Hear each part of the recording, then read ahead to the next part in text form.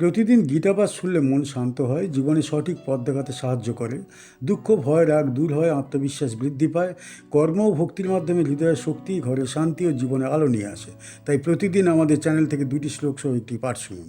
মা চ ইহ ব্যভিচারেণ ভক্তি যোগেন সেবতে সগুণান সমতীতি ঐতান ব্রহ্মভুয়ায় কল্পতে। যিনি অবিচল ও নিষ্কলুষ ভক্তি যোগের দ্বারা আমাকে নিরন্তর সেবা করেন, তিনি এই 3 গুণকে সম্পূর্ণভাবে অতিক্রম করে ব্রহ্মস্বরূপ অবস্থায় উপনীত হওয়ার যোগ্য হন। মাম মানে আমাকে, চ মানে এবং, ইহ মানে যিনি, অব্যভিচারেণ মানে অবিচলভাবে বা নিষ্ঠার সঙ্গে, ভক্তি যোগেন মানে ভক্তি যোগের দ্বারা, সেবতে মানে সেবা করেন বা উপাসনা করেন, সহ মানে তিনি, গুণান মানে 3 গুণকে, সমতীতীয় মানে সম্পূর্ণ অতিক্রম করে, এতান মানে এই সকল, ব্রহ্মভুয়ায় মানে ব্রহ্মস্বরূপ লাভের জন্য, কল্পতে মানে যোগ্য হন বা উপযুক্ত হন। এই শ্লোকে ভগবান শ্রীকৃষ্ণ গুণাতীত অবস্থায় পৌঁছানোর সর্বোচ্চ পথ স্পষ্টভাবে প্রকাশ করেছেন। পূর্ববর্তী শ্লোকগুলিতে তিনি গুণাতীত ব্যক্তির লক্ষণ ব্যাখ্যা করেছেন। এখানে তিনি জানিয়ে দিলেন কিভাবে সেই অবস্থায় পৌঁছানো যায়। ভগবান বলেন যে অবিচল ভক্তি যোগ মুক্তির প্রধান উপায়। অব্যভিচার মানে কখনো ভক্তিতে বিচ্যুত না হওয়া, সুখে দুঃখে, লাভে ক্ষতিতে, সম্মানে অপমানে ঈশ্বরের প্রতি বিশ্বাস অটুট রাখা, এটাই অব্যভিচার ভক্তি।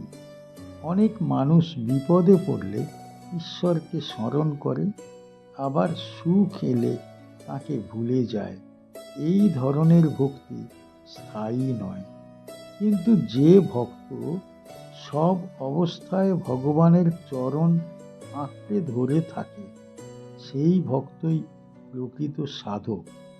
ভক্তি যোগ মানে কেবল পূজা বা মন্ত্র জপ নয়। ভক্তি যোগ মানে মন, বাক্য ও কর্মকে ঈশ্বরের উদ্দেশ্যে নিবেদন করা। প্রতিটি কাজ ভগবানের সন্তুষ্টির জন্যে করা, এটাই প্রকৃত ভক্তি যোগ। এই শ্লোক আমাদের শেখায় যে জ্ঞান ও কর্ম একা মানুষকে মুক্ত করতে পারে না। ভক্তি ছাড়া আত্মার পূর্ণ বিকাশ হয় না। ভক্তির মধ্য দিয়েই অহংকার নাশ হয়, হৃদয় শুদ্ধ হয়। ভগবান বলেন, যিনি এইভাবে আমাকে সেবা করেন, তিনি স্বভাবতই 3 গুণের ঊর্ধ্বে উঠে যান। কারণ ভক্তির শক্তিতে মন ধীরে ধীরে পবিত্র হয় এবং গুণের প্রভাব ক্ষয়প্রাপ্ত হয়। ব্রহ্মভূত হওয়া মানে আত্মাকে ব্রহ্মের সঙ্গে একাত্ম অনুভব করা। তখন মানুষ আর নিজেকে দেহ মনে করে না, নিজেকে চিরন্তন আত্মা বলে উপলব্ধি করে। এই অধ্যায়ে ভগবান গুণত্রয়ের স্বরূপ, কার্য ও সীমা ব্যাখ্যা করেছেন। শেষে তিনি মুক্তির সরল পথ হিসাবে ভক্তিযোগকে প্রতিষ্ঠা করেছেন।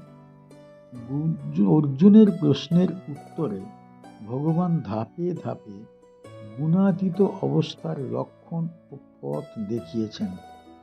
এই শ্লোকে এসে সেই উপদেশের পরিপূর্ণতা ঘটেছে। এখানে ভগবান স্পষ্ট জানিয়ে দিলেন যে ভক্তি জ্ঞান ও কর্মের চূড়ান্ত ফল প্রদান করে। কি শিখতে পারি এই শ্লোক থেকে? এই শ্লোক থেকে আমরা শিখতে পারি যে জীবনের সকল পরিস্থিতিতে ঈশ্বরের উপর অটল বিশ্বাস রাখা অত্যন্ত গুরুত্বপূর্ণ। সাময়িক সুখ বা দুঃখে ভক্তি যেন দুর্বল না হয়।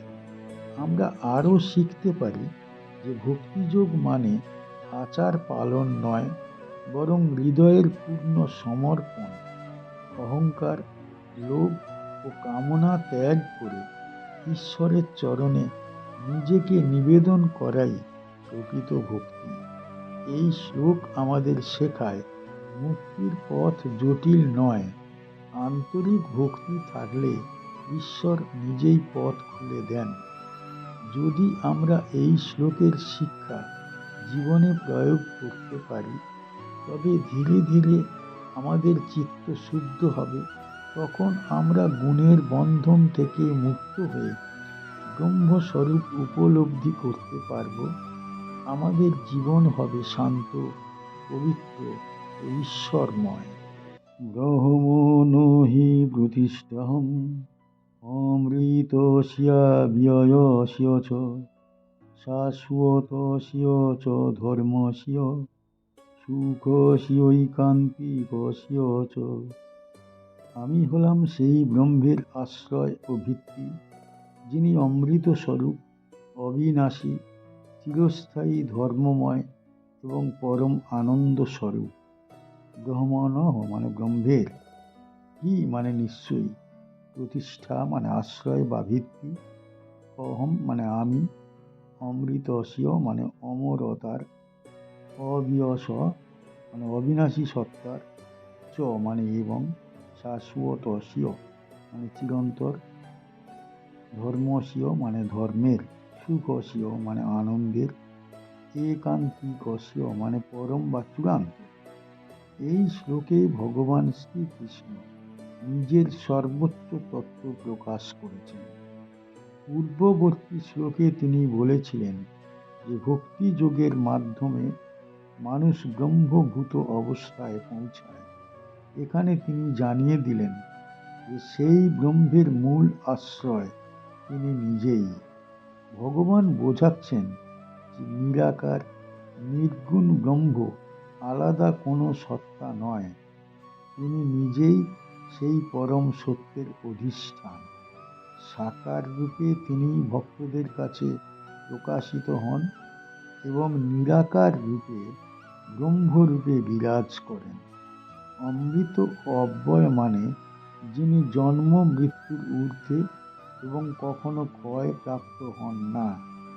শাশ্বত ধর্ম মানে চিরন্তন সত্য, ন্যায় ও ধর্মের পথ। একান্তিক সুখ মানে পরম আনন্দ, যা সাংসারিক ভোগের দ্বারা পাওয়া যায় না।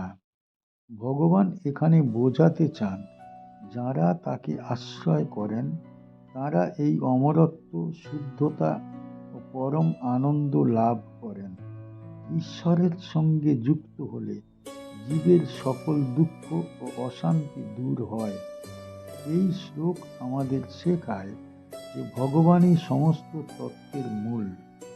জ্ঞান, ভক্তি ও কর্ম সব পথের চূড়ান্ত গন্তব্য তিনি। এই অধ্যায়ে ভগবান প্রকৃতির ৩ গুণের রহস্য ব্যাখ্যা করেছেন এবং শেষে পরম সত্যের ঘোষণা করেছেন। অর্জুনের প্রশ্ন থেকে শুরু করে গুণাতীত অবস্থার ব্যাখ্যা পর্যন্ত এই অধ্যায়ে আত্ম উন্নতির পূর্ণ পথ দেখানো হয়েছে। শেষে ভগবান নিজেকে সেই পরম আশ্রয় হিসাবে প্রকাশ করেছেন। এই প্রসঙ্গে ভগবান জানিয়ে দেন যে নিরাকার ব্রহ্ম, আত্মা ও ঈশ্বর, এই তিনটির মধ্যে কোনো বিরোধ নেই, সবই তাঁর মধ্যে প্রতিষ্ঠিত। কি শিখতে পারি এই শ্লোক থেকে? এই শ্লোক থেকে আমরা শিখতে পারি জীবনের চূড়ান্ত লক্ষ্য হল ভগবানের শরণ গ্রহণ করা। ধন, মান, খ্যাতি বা ভোগ কখনো স্থায়ী শান্তি দিতে পারে না। আমরা আরও শিখতে পারি যে ঈশ্বরই অমরত্ব ও আনন্দের মূল উৎস। তাঁর সঙ্গে যুক্ত হলে জীব প্রকৃত সুখ লাভ করে। এই শ্লোক আমাদের শেখায় যে ভক্তি, জ্ঞান ও ধর্ম একে অপরের বিরোধী নয়, সব পথ ভগবানের দিকে নিয়ে যায়।